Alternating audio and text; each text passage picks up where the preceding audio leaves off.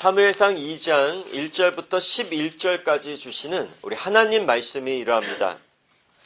한나가 기도하여 가로되 내 마음이 여호와를 인하여 즐거워하며 내 뿔이 여호와를 인하여 높아졌으며 내 입이 내 원수들을 향하여 크게 열렸으니 이는 내가 주의 구원을 인하여 기뻐함이니이다. 여호와와 같이 거룩하신 이가 없으시니 이는 주밖에 다른 이가 없고 우리 하나님 같은 반석도 없으심이니이다. 심히 교만한 말을 다시 하지 말 것이며 오만한 말을 너희 입에서 내지 말지어다. 여호와는 지식의 하나님이시라. 행동을 달아보시느니라. 용사의 활은 꺾이고 넘어진 자는 힘으로 띠를 띠도다. 유적하던 자들은 양식을 위하여 품을 팔고 줄이던 자들은 다시 줄이지 않도다. 전에 잉태치 못하던 자는 7을 낳았고 많은 자녀를 둔 자는 쇠약하도다. 여호와는 죽이기도 하시고 살리기도 하시며 음부에 내리기도 하시고 올리기도 하시는도다. 여호와는 가난하게도 하시고 부하게도 하시며 낮추시기도 하시고 높이기도 하시는도다. 가난한 자를 진토에서 일으키시며 빈핍한 자를 거름더미에서 드사 귀족들과 함께 앉게 하시며 영광의 위를 차지하게 하시는도다. 땅의 기둥들은 여호와의 것이라. 여호와께서 세계를 그 위에 세우셨도다. 그가 그 거룩한 자들의 발을 지키실 것이요 악인으로 흑암 중에서 잠잠케 하시리니 힘으로는 이길 사람이 없으리로다. 여호와를 대적하는 자는 산산이 깨어질 것이라. 하늘 우레로 그들을 치시리로다. 여호와께서 땅 끝까지 심판을 베푸시고 자기 왕에게 힘을 주시며 자기의 기름 부음을 받은 자의 뿔을 높이시리로다 하니라. 엘가다는 라마의 자기 집으로 돌아가고 그 아이는 제사장 엘리 앞에서 여호와를 섬기니라. 아멘. 기도하겠습니다. 하나님 아버지, 우리 하나님께서 주시는 귀한 생명의 말씀, 이 시간 성령님께서 은혜를 내려주시어 우리 하나님의 말씀으로 듣게 해주시고 이 하나님의 말씀이 우리의 생명이 되어 더욱 예수님 닮은 삶에서 자라가는 귀한 하늘 양식이 되게 하여 주시옵소서. 이 시간을 성령님께 맡겨오며 예수님 이름으로 기도드렸습니다. 아멘.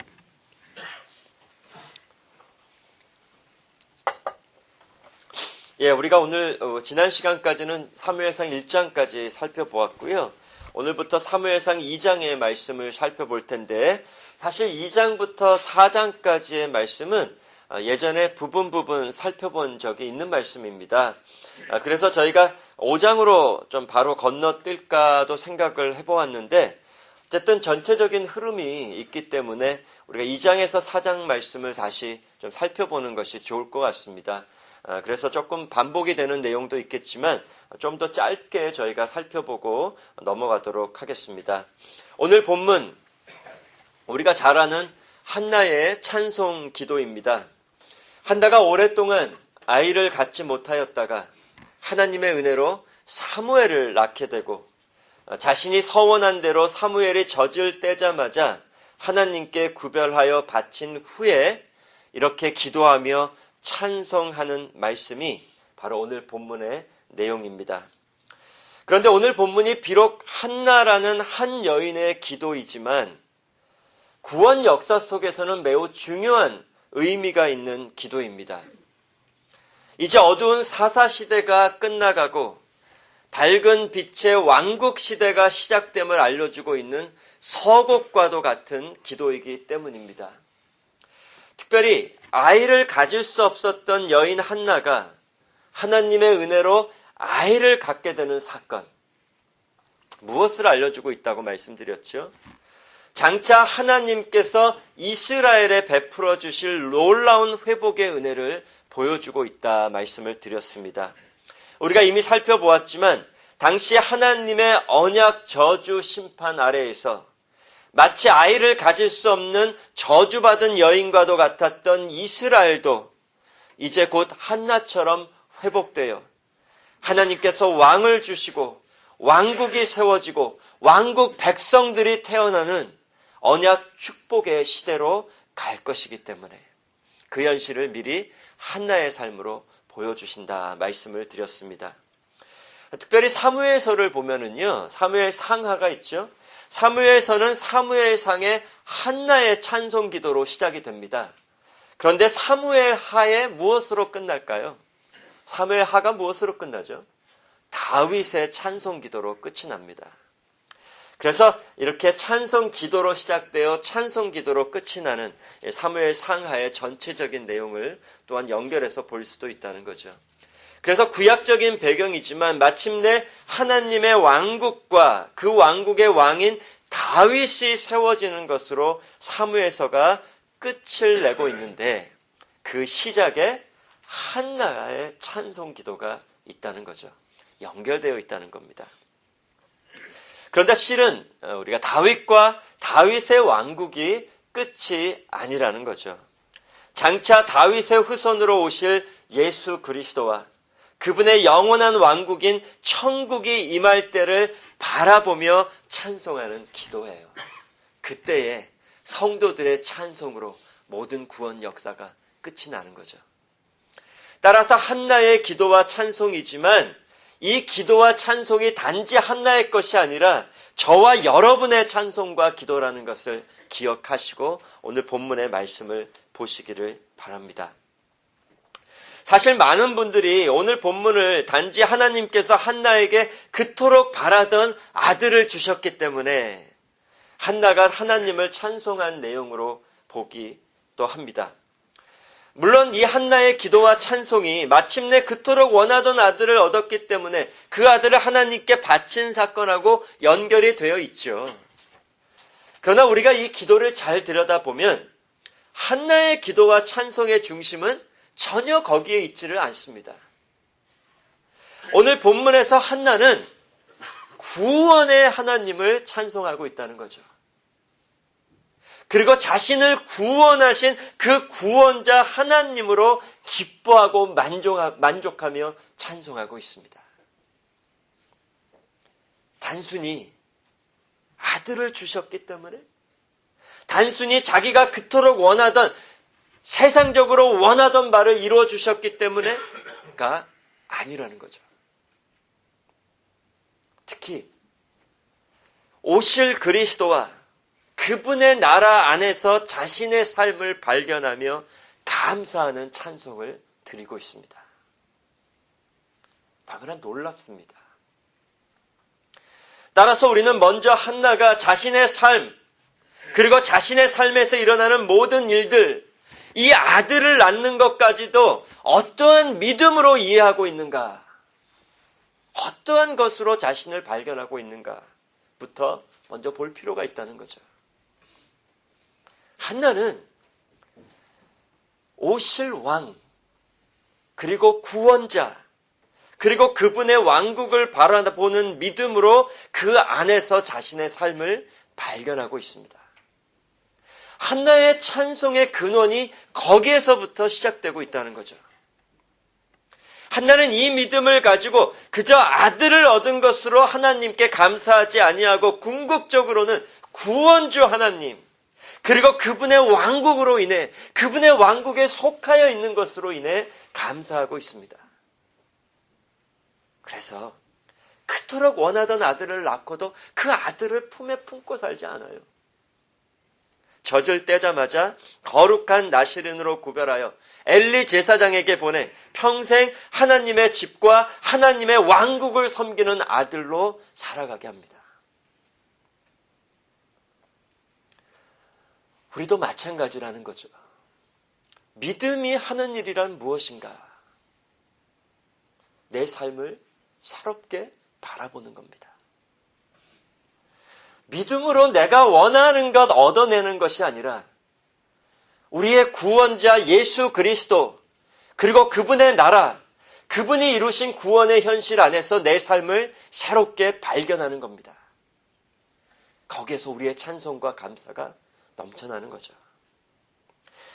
물론 우리가 겪는 이 세상의 모든 일들로 인해 그것이 좋은 일이든 나쁜 일이든 우리 삶에는 감사와 찬송이 넘쳐나야 하지만 궁극적으로는 우리 예수님과 예수님이 피 흘려 죽기까지 이루어 주신 영원한 천국 구원의 현실로 인해 그 변치 않는 현실로 인해 우리에게 늘 감사와 찬송이 넘쳐나야 한다는 거죠. 그리고 그때에 우리 주님과 그 주님의 나라의 영광을 위해 우리의 삶을 바치고 우리에게 속한 모든 것을 바치며 그 중심으로 살아가게 된다는 것입니다. 찬송과 감사가 주장하는 거예요. 지금도 하나님께서는 한나가 아들을 낳은 사건도 마찬가지였지만 우리 삶에 일어나는 모든 일들을 통해 우리를 영원한 천국의 축복으로 인도하고 계십니다. 한나에게 사무엘을 주신 것도 그저 아들 하나 얻게 하시는 것이 아니라는 거죠. 그 아들을 주신 사건을 통해서도 궁극적으로는 하나님 왕국의 회복, 하나님 왕국의 축복으로 인도하고 계시다는 것을 바라봐야 합니다. 그저 한나 아들 하나 얻은 사건만 가지고 성경을 이해할 수 없다는 거죠. 마찬가지로 하나님께서 저와 여러분의 삶에 허락하시는 그 모든 것들, 그저 잠시 있다 사라질 것을 주시는 것에 궁극적인 목적이 있는 것이 아니라는 것입니다. 영원하고 변치 않는 축복을 주시려고 그 천국 영광으로 우리들을 인도해 가고 계시는 데에 그 모든 것을 사용하신다는 거죠. 그래서 우리는 이 세상에서 어떤 일을 만나든지 그것이 기쁘든지 슬프든지 우리가 부여하든지 가난하든지 건강하든지 병들든지 아니 너무나 외롭고 쓸쓸하든지 비천하든지 하나님께서 그 모든 것을 사용하여 저와 여러분을 영원한 천국 축복으로 인도하고 계심을 바라보면 찬송과 기도가 넘치지 않을 수 없다는 거죠.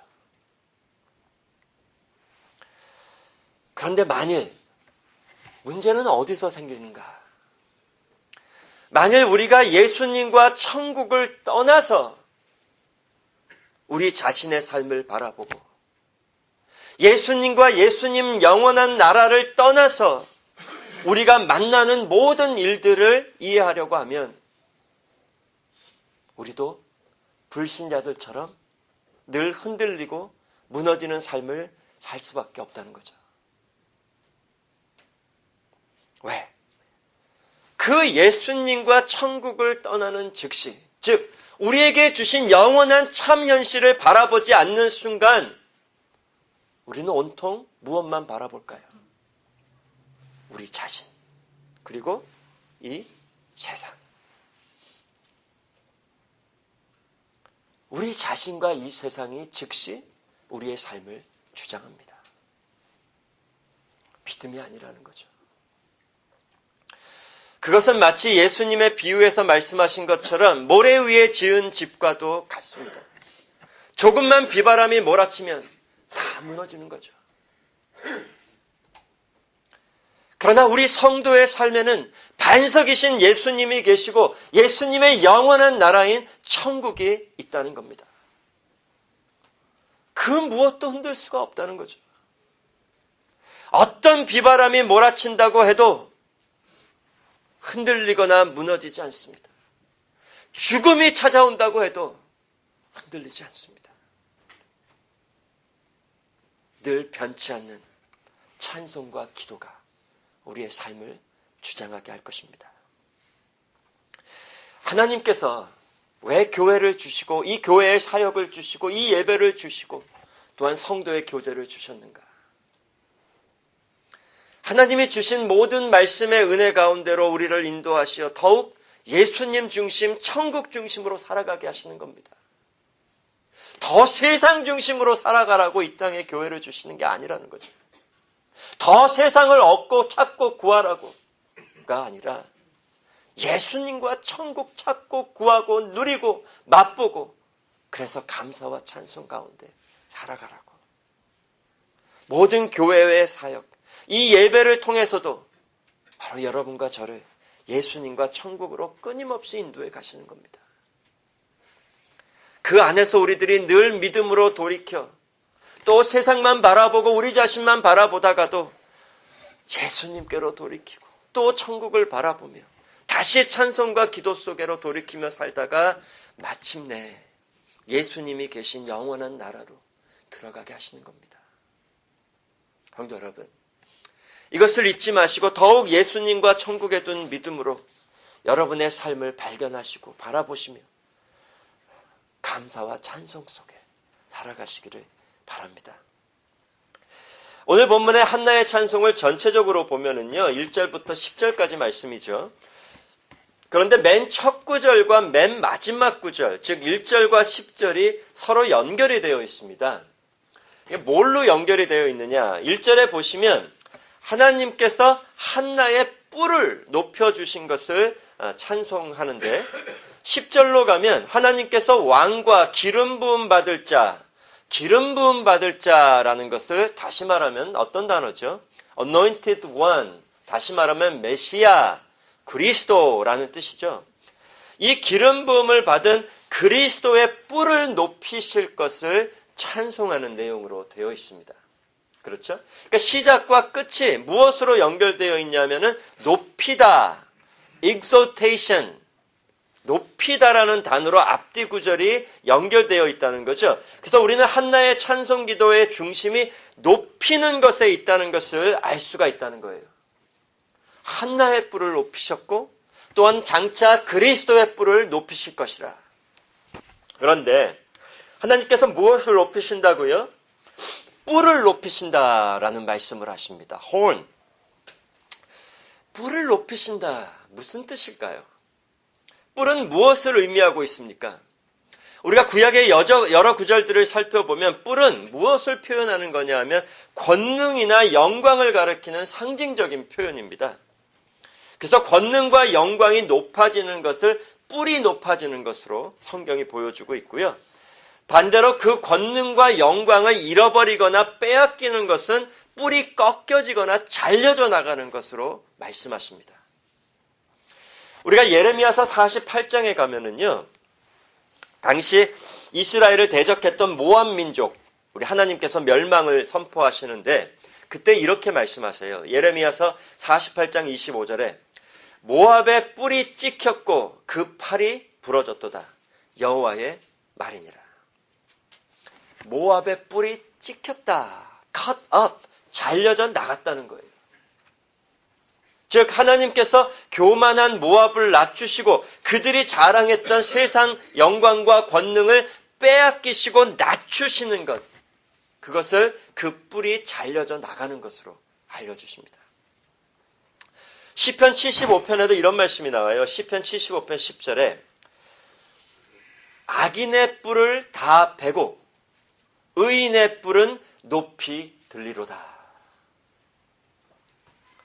하나님께서 악인, the wicked, 의 뿔들은 다 잘라내시고 의인, the righteous, 하나님 백성들의 뿔은 높이 들려주실 것이라.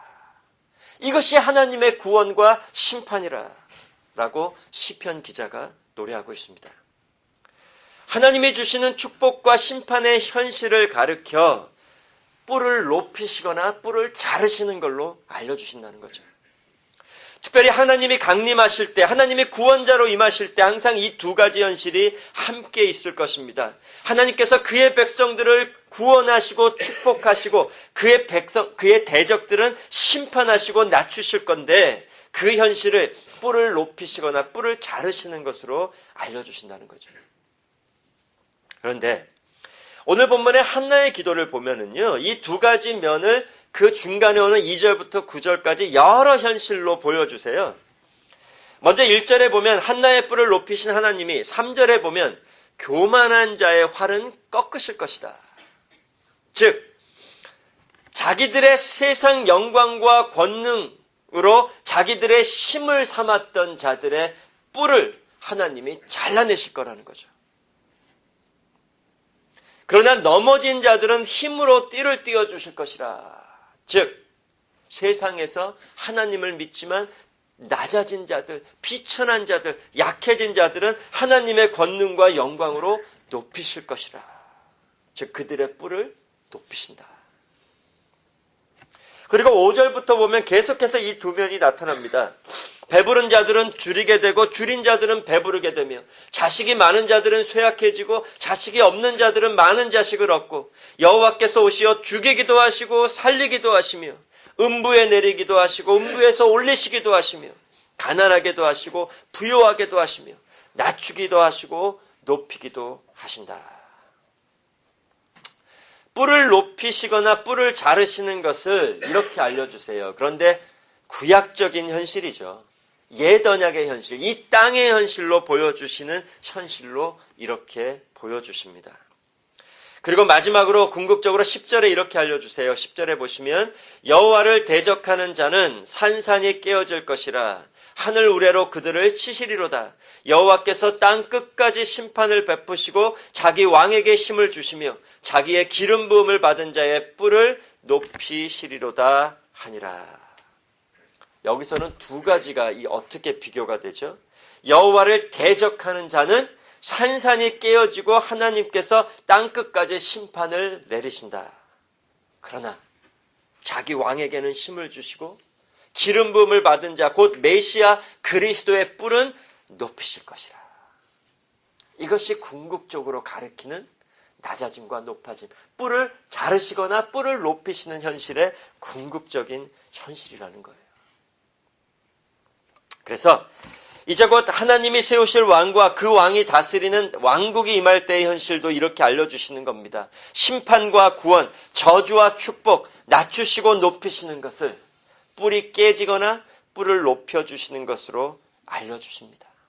그런데 궁극적으로는 우리 예수님이 그리스도께서 그의 왕국을 가지고 임하실 때에 있게 될 현실을 가리켜 이렇게 한나가 고백하고 있다는 거죠. 자, 이 현실이 우리 예수님이 오심으로써도 이루어진 현실입니다. 사도 바울이 고린도 전서를 가보면 사도 바울도 예수님이 천국을 가지고 마침내 오심으로 일어난 현실을 오늘 본문의 한나의 기도와 비슷한 내용으로 알려주세요. 그런 구절이 있죠. 어떤 구절이죠? 고린도 전서 1장입니다. 우리 한번 같이 가보겠습니다.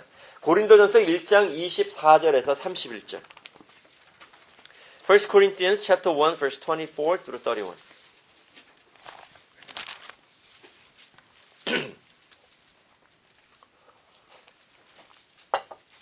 고린도전서 1장 24절에서 31절. 오직 부르심을 입은 자들에게는 유대인이나 헬라인이나 그리스도는 하나님의 능력이요 하나님의 지혜니라. 하나님의 미련한 것이 사람보다 지혜 있고 하나님의 약한 것이 사람보다 강하니라. 형제들아 너희를 부르심을 보라. 육체를 따라 지혜 있는 자가 많지 아니하며 능한 자가 많지 아니하며 문벌 좋은 자가 많지 아니하도다. 그러나 하나님께서 세상의 미련한 것들을 택하사 지혜 있는 자들을 부끄럽게 하려 하시고 세상의 약한 것들을 택하사 강한 것들을 부끄럽게 하려 하시며 하나님께서 세상의 천한 것들과 멸시받는 것들과 없는 것들을 택하사 있는 것들을 폐하려 하시나니 이는 아무 육체라도 하나님 앞에서 자랑하지 못하게 하려 하심이라. 너희는 하나님께로부터 나서 그리스도 예수 안에 있고 예수는 하나님께로서 나와서 우리에게 지혜와 의로움과 거룩함과 구속함이 되셨으니 기록된 바 자랑하는 자는 주 안에서 자랑하라 함과 같게 하려 함이니라. 자, 이제 예수님이 오셔서 모든 구원을 이루신 후에 예수님을 믿고 천국에 속하게 되는 자들하고 그 예수님을 믿지 않고 거부하고 지옥 심판을 받게 될 자들의 현실을 이렇게 두 면으로 보여주신다는 거죠. 예수님을 거부하고 대적하며 그저 세상에서의 자기 지혜와 세상에서의 강한 힘을 자랑하던 자들, 하나님이 낮추시고 그들의 뿔을 꺾으실 것이라. 그러나 예수님으로 인해 세상에서 미련하고 약하다 여겨지던 자들은 하나님께서 높이시어 지혜롭고 강한 자들이 되게 하실 것이라. 즉 예수님을 믿는 자들의 뿔을 높이실 것이라 말씀하십니다. 그런데 오늘 보면 한나의 기도에서는 그렇게 뿔을 높이시고 자르시는 것, 높이시고 낮추시는 것을 땅의 현실로 보여주셨죠. 줄이거나 배고픈 것, 자식을 많이 낳거나 그렇지 못한 것. 그러나 우리가 이제 예수님께로 와서 보면 예수님을 믿는 성도들의 뿔을 높이실 때에 이 높아짐이 무엇인가를 분명하게 우리에게 알려주십니다. 그저 구약에서 하나님 나라가 이 땅의 현실로 증거되었던 때처럼 세상적으로 높이시는 것이 아니라는 거죠. 그것들은 다 그림자의 시대였습니다. 진정한 높아짐은 거기에 있지 않았습니다. 예수님이 오심으로 성도의 높아짐이 어디에 있는가? 그리고 그 낮아지는 현실도 무엇인가가 완전히 드러나는 거죠. 이것을 우리가 잘못 이해하면 많은 오해가 생깁니다. 이제는 예수님이 그의 영원한 왕국을 가지고 오셨습니다. 따라서 궁극적인 성도의 높아짐은 바로 예수님 안에 있다는 거죠. 다시 말하면 우리를 예수님으로 높이신다는 겁니다. 24절에 방금 읽은 고린도전서 1장 24절에 예수님이 하나님의 능력이요 하나님의 지혜라고 하십니다. 30절에서는 예수님이 바로 우리의 지혜와 우리의 의로움, 거룩함, 구속함이라고 말씀하십니다. 그게 무슨 뜻인가요? 다시 말하면 바로 그 예수님이 우리 믿는 성도들의 뿔이시라는 것입니다. 하나님께서 예수님으로 인해 예수님처럼 자기 백성들의 뿔을 높여주신다는 거죠. 그래서 자랑하는 자는 주 안에서 오직 예수님만 자랑하라. 왜? 예수님처럼 우리를 높여주셨기 때문에. 그래서 저와 여러분은 예수님의 이 높아짐을 올바로 먼저 이해를 해야 합니다. 왜? 그 안에만 우리의 높아짐이 있기 때문에. 예수님의 높아짐 외에서 밖에서 우리의 높아짐을 생각할 수 없다는 거죠. 그러나 이 세상은 이 높아짐을 이해하지 못합니다. 아니 예수님 안에서 예수님을 자랑하며 예수님으로 높아지기를 원하는 우리 성도들을 조롱하고 멸시할 것입니다. 아니 오히려 우리를 미련하다, 약하다, 비천하다, 얼마나 자랑할 것이 없으면 예수님을 자랑하느냐, 얼마나 세상에서 높아질 것이 없으면 예수님으로 높아지려고 하느냐. 그렇게 우리를 조롱할 것입니다. 그러나 예수님 없이 예수님 밖에서 그저 자기 지혜, 자기 힘, 자기의 부요함, 자기의 세상 영광을 가지고 자랑하는 자들이야말로 정말 미련하고 약한 자들이라는 거죠. 쇠하고 썩어 없어질 것들로 자랑한다는 것입니다. 아니 교회 안에서도 이러한 모습이 있죠. 예수님이 아니라 그 예수님 자체가 우리의 높아짐이 아니라 예수님이 이 세상의 현실들을 가지고 나를 높여주셨다고 믿고 싶어하는 그런 증거들을 찾아 자랑하려고 하죠. 그리고 그런 것이 없으면 창피하게 생각합니다. 아, 내가 예수님을 믿었더니 세상에서 나를 이렇게 높여주시더라.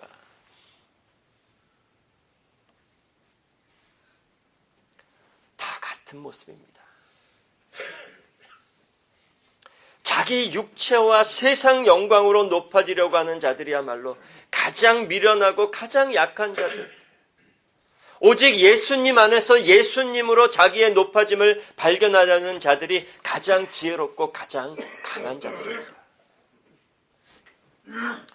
오늘 본문에 보면 바로 이 내용이 보여진다는 거예요.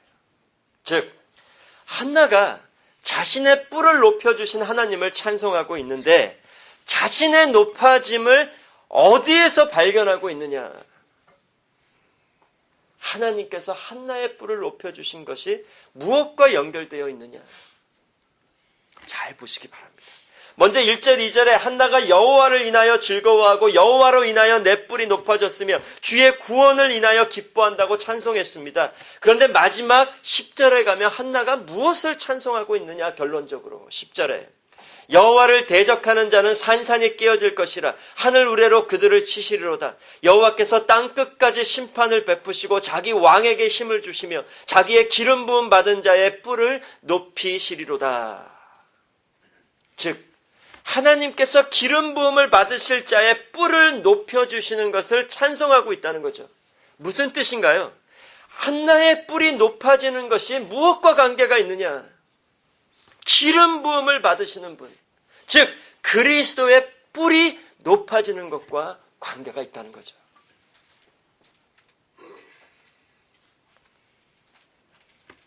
장차 하나님의 기름 부음을 받고 오실 그리스도께서 이 10절의 말씀처럼 하나님을 대적하는 자들을 산산이 깨실 것이요 그들을 치실 것이며 땅끝까지 심판하실 것입니다.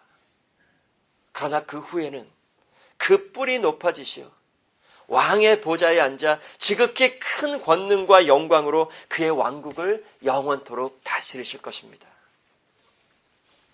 바로 오실 그 그리스도 안에서 그 그리스도를 믿는 믿음으로 한나도 구원을 받고 그분이 높아지실 때에 한나의 뿔도 높아지고 있음을 찬송하고 있다는 거죠. 그래서 한나는 그 그리스도로 인하여 그분 때문에 그분과 함께 자신의 뿔이 높아지는 것이 자신의 구원이라 고백하고 있는 것입니다. 성도 여러분, 단지 아들을 얻었기 때문이 아닙니다. 단지 자신의 세상 고통을 이제 아들을 주시어 기쁨의 현실로 잠시 바꾸어 주셨기 때문이 아니라는 것입니다. 장차 여호와 하나님으로서 왕과 그리스도로 오실 예수님의 높아지심에 그의 백성들이 참여하게 되는 복된 구원의 현실, 천국의 현실을 바라보며 찬송하고 있는 겁니다. 물론 이 현실이 가깝게는 이스라엘 왕국이 세워지고 다윗 왕이 세워지는 현실로 드러날 것이지만 궁극적으로는 천국과 예수님이 오실 때를 가리키고 있다는 거죠. 성도 여러분, 그렇다면 우리가 좀 더 깊이 그 예수님의 높아지심을 생각해 볼 필요가 있습니다. 그리스도께서 높아지실 것이라면, 하나님께서 장차 기름 부음 받으실 자를 높이실 것이라면 그것이 무엇을 전제로 하고 있나요? 그리스도는 누구십니까? 여호와 하나님께서 그들의 구원자가 되시기 위해 사람으로 오시는 거죠. 그렇다면 그리스도로 오실 여호와 하나님은 원래 더 이상 높아지실 수 없는 지극히 높으신 분 아닌가요? 그런데 왜 그분을 높이실 것이라, 그분이 높아지실 것이라고 말씀하십니까? 무엇을 전제로 하는 거죠? 그분을 높이시기 위해 그분을 낮추실 것이라는 것입니다.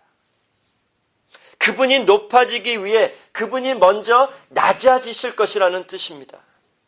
다윗의 뿔이 높아지기 위해 먼저 다윗은 낮아져야 했습니다. 즉 고난을 통해서 영광에 이르러야 했다는 거죠. 오실 그리스도도 마찬가지입니다. 그리스도께서도 먼저 낮아지십니다. 그런데 어디에까지 낮아지시나요? 그의 백성들의 자리에까지. 그들이 죄로 인해 받아야 하는 그 비참한 심판의 자리에까지 그리스도께서 낮아지시어 그 백성들의 모든 낮아짐, 그 백성들의 뿔이 잘려져 나간 그 낮아짐의 현실을 대신 다 담당하시고, 그리하여 그 낮아짐에서, 그 뿔이 잘려져 나간 것에서 우리들을 건져 주실 것입니다. 그리고 하나님께서는 이렇게 죽기까지 하나님을 순종하시며 모든 구원을 성취하신 그리스도를 다시 천국 영광으로 높여주시는 겁니다. 그때에 그 백성들도 그리스도와 함께 높여주시는 겁니다. 바로 예수 그리스도의 십자가 죽음 그리고 부활 승천하심을 가리켜 그리스도의 낮아지심과 높아지심을 알려주고 있다는 거죠. 그렇다면 그리스도의 높아지심은 무엇으로 높아지신 거예요? 이 세상 영광으로 높아지신 거예요? 이 세상의 강한 힘으로? 이 세상의 부요함으로? 아니라는 거죠. 천국 생명으로 다시 사시어 천국 영광으로 높아지신 겁니다. 하나님 보좌 우편에 앉으시기까지. 바로 거기에 한나도 그리고 우리 모든 성도들도 함께 참여하게 하셨다는 거죠. 따라서 우리도 우리의 뿔을 높여주신 그 구원주 예수 그리스도를 찬송하고 또 찬송해야 하는 겁니다. 예수 그리스도의 십자가 죽으심으로의 낮아지심과 부활 승천으로의 높아지심이 바로 우리들의 구원입니다. 예수님의 낮아지심과 높아지심이 없으면 우리에게는 구원이 없습니다. 우리는 영원토록 지옥 심판으로 낮아져 모든 뿔이 꺾여지고 잘려져 나가는 삶을 살아야 했던 죄인들이었는데 하나님께서 예수님으로 인해 우리의 뿔을 예수님과 함께 높여주시어 우리도 예수님이 이루신 천국 영광에까지 함께 이르게 하여 주신 겁니다. 성도 여러분, 우리의 높아진 현실은 바로 여기에 있다는 거죠. 물론 오늘 본문은 아직 예언약의 현실로 예수 그리스도께서 이루실 구원의 현실을 찬송하고 있습니다. 즉 이 땅의 현실로 가나안 땅에서 낮아지고 높아지는 것으로 알려주고 있죠. 그러나 구약은 신약의 빛에 비추어 다시 올바로 풀어져야 된다는 거죠. 골로새서 2장 17절에 이것들은 즉 구약의 예언약의 모든 것들은 장래일의 그림자였고 몸은 그리스도의 것이니라. 즉 모든 구약의 이 땅의 현실로 보여지던 것들은 다 장차 올 참것의 그림자여 그 몸과 실체는 예수님이셨다. 그래서 모든 구약의 현실들을 그 예수님과 예수님이 오셔서 이루실 천국 축복의 현실 안에서 다시 비추어 보아야 한다는 말씀이죠. 구약에서는 가난하고 부요한 것으로 자식의 많고 적음으로 배부르거나 줄인 것으로 낮아지고 높아지는 현실을 보여주십니다. 그런데 이제는 아니라는 거죠. 그것이 다 궁극적으로는 예수님의 낮아지심과 높아지심에서 그 현실이 온전히 성취되어 드러났다는 거죠. 즉 예수님의 십자가 죽음과 부활 승천하심으로 온전히 드러난 겁니다. 결국 지옥 심판과 천국 축복이 성경이 말씀하시는 낮아지고 높아지는 그 뿔을 꺾으시거나 높이시는 것의 궁극적인 현실이었다는 거죠. 성도 여러분, 따라서 이제는 그저 이 세상에서 이 세상의 현실을 가지고 이 세상의 기준으로 이 세상에서 높고 낮아지는 것에 따라 우리가 높아지고 낮아지는 것이 아니라는 것을 꼭 잊지 마시기를 바랍니다. 하나님이 이제 우리를 그렇게 높이시거나 낮추시지 않습니다. 그것은 다 예수님이 오시기 전에 구약에서 그림자였고 지나가는 현실이었습니다. 그리고 그런 세상 현실은 이제 뭐죠? 믿는 자나 믿지 않는 자나 다 똑같이 겪을 수 있는 일반은혜의 현실이죠. 다 똑같이 병 걸릴 수 있고요. 다 똑같이 망할 수 있고요. 또 잘 살 수도 있고요. 건강하게 살 수도 있고요. 안 믿는 자도 똑같이 겪는 겁니다. 거기에 우리의 참 기쁨과 소망을 두고 살아갈 수 없다는 거죠. 내가 세상적으로 이렇게 낮아졌으니 하나님이 나를 낮추셨다. 그래서 나는 너무나 비참하다라고 이제는 할 수 없다는 겁니다. 그 반대도 마찬가지예요. 나를 세상적으로 이렇게 높이셨으니 나는 정말 정말 복받은 자다. 이것도 아니라는 거죠. 우리 성도의 참 기쁨과 소망은 오직 예수님 안에 있습니다. 하나님께서 예수님과 함께 우리를 어느 정도로 낮은 곳에서 어느 정도로 높여주셨는지, 어느 정도로 우리를 사랑하셨는지, 어느 정도로 우리를 기뻐하시는지 오직 예수님 안에서만 믿음으로 바라봐야 합니다. 그래야 세상에 따라 흔들리지 않는, 변치 않는 기쁨의 감사와 찬송이 있다는 거죠. 성도 여러분, 우리는 그저 이렇게 아팠다가 낫고 망했다가 다시 성공하고 이 정도에서 낮아지고 높아진 자들이 아니죠. 지옥 심판의 저 바닥까지 떨어졌다가 예수님과 함께 우리를 가장 높은 곳으로 올려주셨습니다. 그것이 어딘가요? 우리가 높여져 있는 곳, 여러분이 지금 하나님의 은혜로 높아져 있는 그곳 어디예요? 지금 예수님이 계신 곳. 바로 하나님 아들의 영광과 하나님 아버지의 보좌에까지 높아져 계십니다. 계시록 3장 21절에 이기는 그에게는 내가 내 보좌에 함께 앉게 하여 주기를 내가 이기고 아버지 보좌에 함께 앉은 것과 같이 하리라.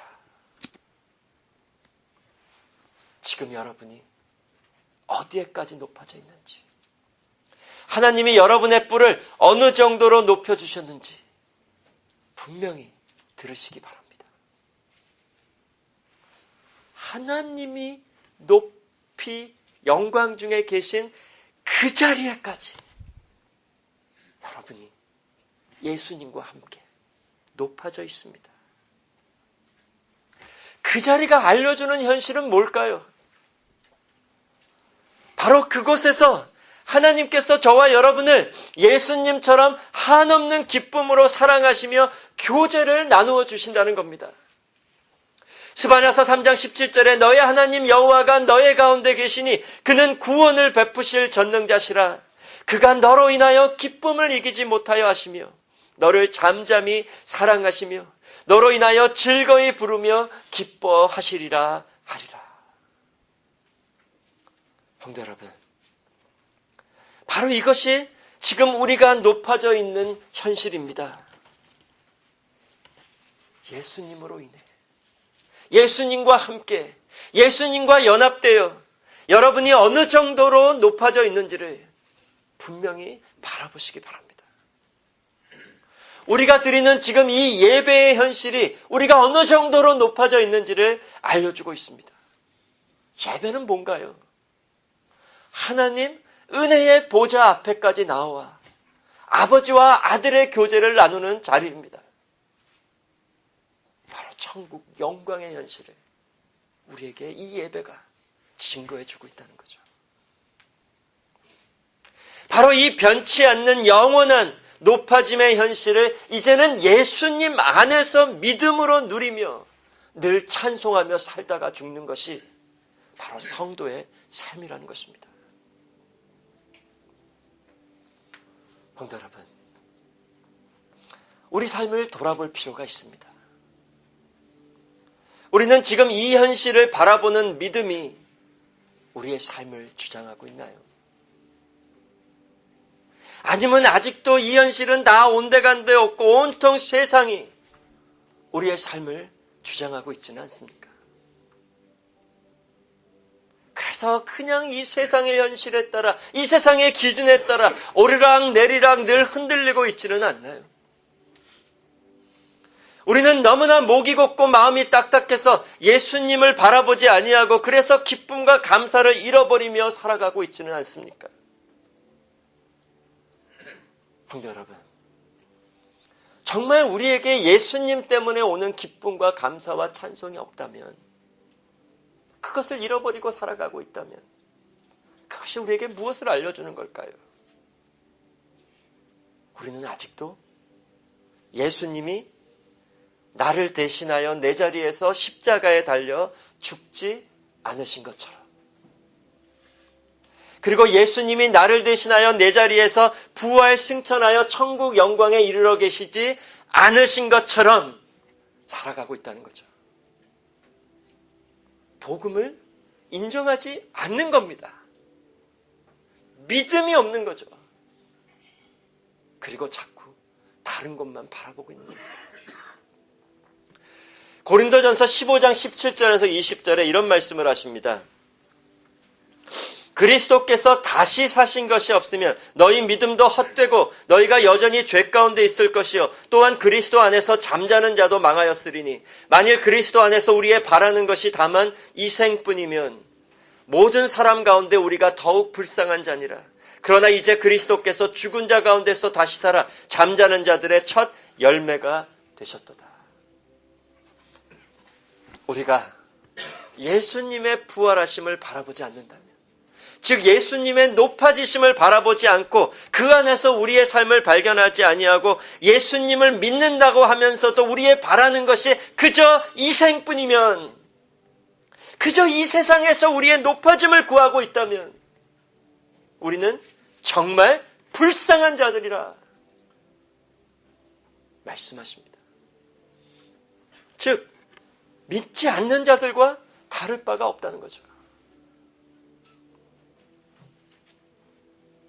우리는 믿음으로 예수님 안에서 우리 자신을 바라보는 자들입니다.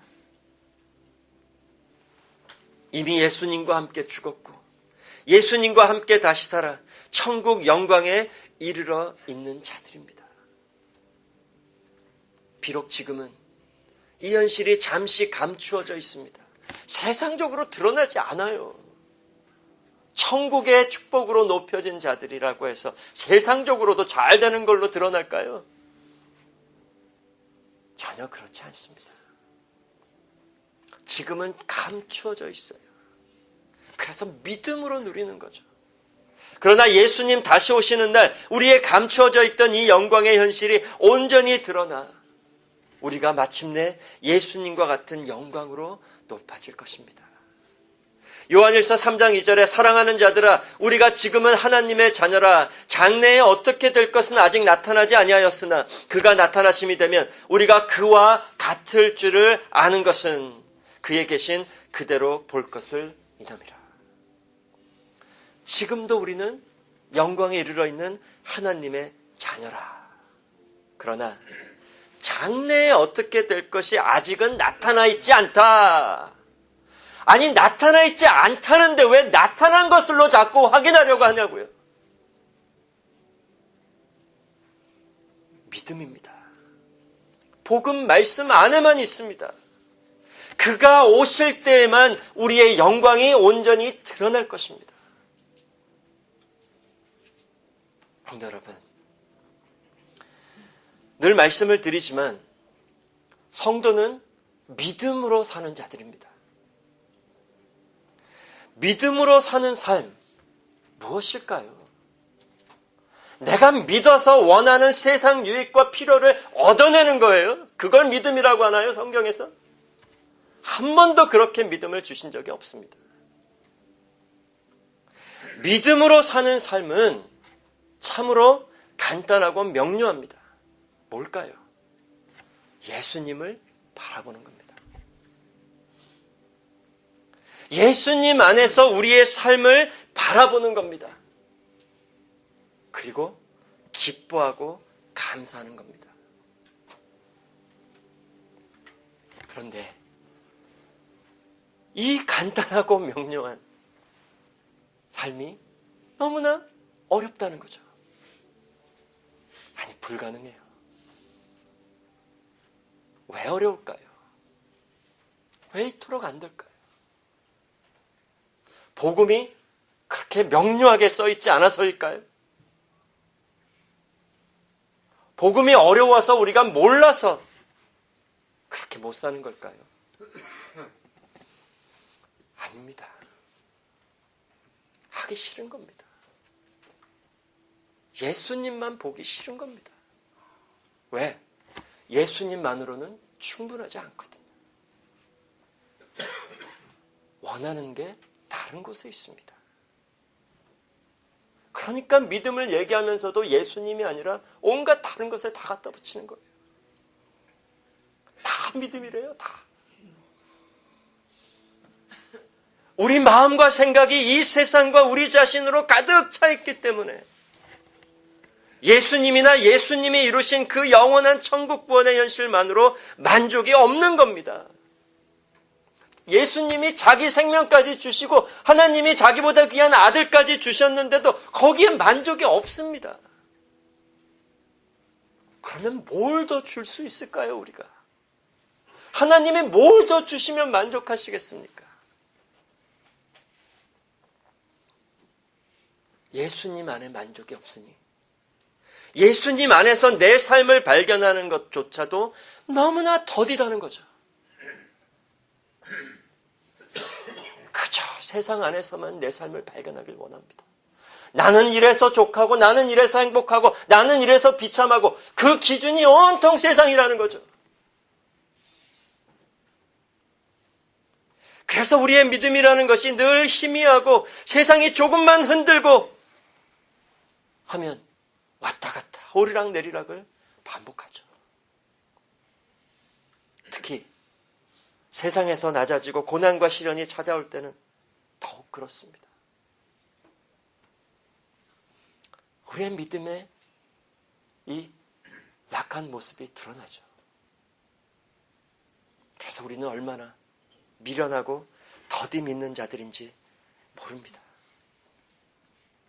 그런데 우리가 다 그래요. 그래도 감사한 것은 우리는 미쁨이 없을지라도 우리 예수님은 항상 미쁘십니다. 예수님의 미쁘심이 우리의 구원입니다. 우리 안에는 여전히 허물과 죄가 많아 아직도 세상과 내가 주장하는 마음들로 가득 차 있지만 감사하게도 예수님이 이루어 주신 현실은 언제나 변함이 없습니다. 나의 신실하지 못함에도 불구하고 변하지 않는다는 거죠. 예수님께서 이미 여러분과 저의 모든 구원을 성취하시고 우리 대신 우리 자리에서 영광에 이르러 계십니다. 따라서 우리도 영광에서 영광으로 분명히 이를 것입니다. 우리 안에 임하여 계신 성령님께서 우리를 떠나지 아니하시고 우리를 버리지 아니하시고 끝까지 이루어 주십니다. 그래서 하나님께 간절히 기도하며 우리의 삶을 살아가시기 바랍니다. 더욱 우리로 말씀 안에서 예수님만을 돌이켜 바라보게 해주시고 우리의 삶을 그 예수님 안에서 발견하며 한나처럼 우리도 늘 찬송의 기도가 넘쳐나게 해주시기를 바랍니다. 오늘 본문 1절에서 2절의 한나의 찬송 속에 여호와 하나님, 우리가 예수님으로 바꾸어 읽고 제가 마치겠습니다. 우리의 고백입니다. 내 마음이 예수님을 인하여 즐거워하며 내 뿔이 예수님을 인하여 높아졌으며 내 입이 내 원수들을 향하여 크게 열렸으니 내가 이는 예수님의 구원을 인하여 기뻐함이니이다. 예수님과 같이 거룩하신 이가 없으시니 이는 예수님밖에 다른 이가 없고 우리 예수님 같은 반석도 없으심이니이다. 아멘. 기도하겠습니다. 하나님 아버지, 우리가 완전 타락한 죄인이었고 하나님의 무한한 진노의 심판을 받고 지옥에서 무궁토록 살아가야 했을 때에 하나님께서 우리를 긍휼히 여겨주시고 하나님의 외아들 예수 그리스도를 우리의 구원자로 보내주심에 감사를 드립니다. 예수님께서 우리의 자리에까지 낮아져 하나님의 심판까지도 대신 담당하여 주시고 또한 예수님께서 부활하시고 천국 영광에 이르실 때에 우리도 예수님과 함께 예수님의 영광에 이르러 살아가게 해주심에 감사를 드립니다. 그리하여 이 땅에서의 우리의 삶이 이제 어떠하든지 예수님 안에서 하나님께서 높여주신 더 이상 높아질 데가 없는 영원한 천국의 영광으로, 아들의 영광으로 우리를 높여주셨고 계속해서 높여주심에 감사를 드립니다. 이 놀라운 축복과 은혜를 깨닫고 우리 모든 성도들 감사의 찬송이 넘치게 해주시고 우리 길을 높여주신 이 영광이 드러날 그날까지 더욱 믿음으로 예수님 안에서만 우리의 삶을 발견하며 기쁨과 찬송이 넘쳐나는 온 교회와 성도들로 인도하여 주시옵소서. 감사드리오며 예수님 이름으로 기도드렸습니다. 아멘. 성도 여러분, 다 일어나셔서 찬송가 533장 내 맘에 주여 소망되소서, 우리 하나님께 찬송하겠습니다.